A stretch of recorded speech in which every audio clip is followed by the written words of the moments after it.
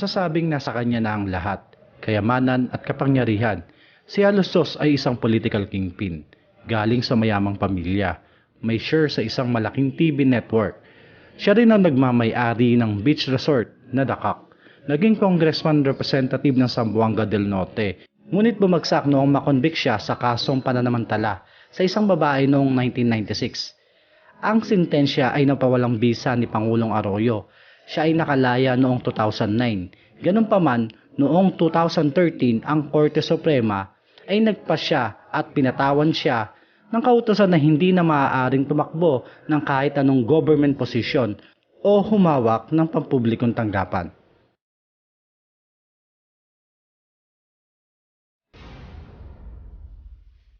Leo Echegaray, ang kauna-unahang taong hinatulan dito sa Pilipinas ng kamatayan sa pamamagitan ng lethal injection.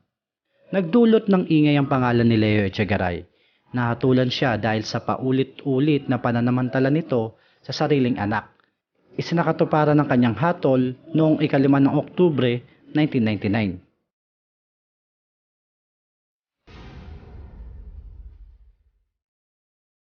Alvin Flores, Tubong Cebu, sinanay at nirecruit ng kinakatakutang Alex Bongkayaw Brigade. Nakilala siya sa kakaibang estilo ng panloloob. Inuugnay sa kabi-kabilang panloloob sa mga bangko, kabilang dito ang Green Hill 5 Haze. Bandang huli ay naubusan din siya ng swerte, kahit sumailalim pa siya sa plastic surgery upang di makilala ng kapulisan. Natapos ang swerte niya noong mabaril siya sa Compostela, Cebu.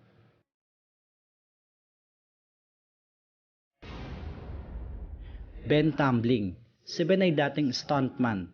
May malaking galit sa mga pulis dahil sa malagim nitong karanasan sa mga pulis noong makulong ito. Inuugnay sa mga kasong pagnanakaw, droga at pagpatay. Sinasabing 7 pulis ang bumagsak sa mga kamay ni Ben. Nakalaunan ay nakilala at kinatakutan sa pagiging tirador ng pulis.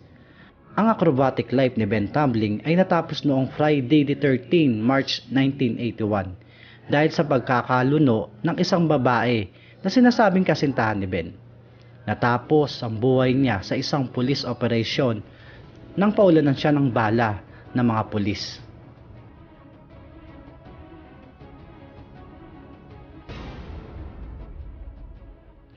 Si Vicente Singsong Crisologo o mas kilala sa tawag na Bingbong, kilalang pinsan ni Chavik Singson. Walang tinuturing batas noon si Bingbong. Sinilang sa mayamang pamilya, ang kanyang ina ay naging governor ng Ilocos Sur at ang kanyang ama ay naging congressman naman. Kinakatakutan siya sa buong probinsya ng Ilocos Sur. Kabi-kabilang pagpatay ang nasangkutan nito. Siya rin ang tinuturong pinuno ng saka-saka private army ng pamilya Crisologo. Pero ang lahat ay nagbago matapos nitong makulong at mahatulan ng double life sentence sa Muntinlupa sa kasong arson.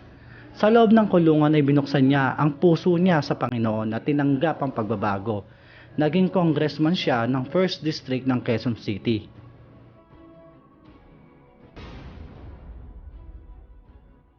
Grefor Butch Belica, isinilang din sa magandang pamilya si Butch.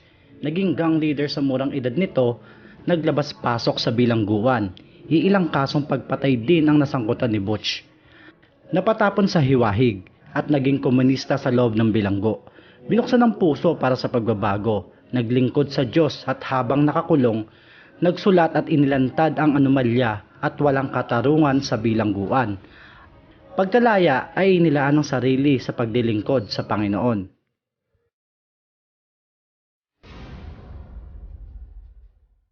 Asyong Salonga. Si Asyong Salonga ay walang kinikilalang batas. Isang nirerespeto at kinakatakutang gang leader, nasangkot sa iba't ibang gang war. Ilang beses na naugnay sa mga kasong pagpatay at pangingikil, ngunit palagi niya itong nalulusutan. Kinalalang hari ng Tondo at binansagang Robin Hood. Noong October 7, 1951, matapos ang binyag at habang nakikipag-inuman sa dating karibal na si Totoy Golem at grupo nito, dito nangyari ang hindi inaasahan. Bumagsak siya sa kamay ng inaakalang kaibigan at dito natapos ang kanyang buhay. Si Warlito Toledo ay tubong Cebu. Sinasabing may mapayapang pamumuhay noon si Warlito, ngunit matapos ang malaking insidente sa buhay nito ay nagbago ang lahat. Sinasabing pinasok ng mga masasamang loob ang bahay ni Warlito at dito pinagsamantala ng asawa nito at kitang-kita ni Warlito ang pagtapos sa asawa niya. Inakala ng masasamang loob na wala ng buhay si Warlito. Dito nagumpisa ang pagbibiktima ni Warlito. Sinasabing 4 na po ang tinatapos at pinagsasamantalahan ni Warlito kada araw. Nakuha niya ang bansag na Waway dahil sa pamamaraan na pangbibiktima nito. Nagdulot ng malaking takot si Waway. Pinaskil ang mga larawan nito sa bawat barangay sa Cebu. Sinasabing hindi nahuli si Waway at ang iba ay sinasabing ang lahat ng tungkol kay Waway ay isang sabi-sabi lamang o urban legend na ginawa lamang panakot sa mga bata maging sa matatanda. Si Leonardo Manicio ay kilala din sa tawag na Nardong Putik.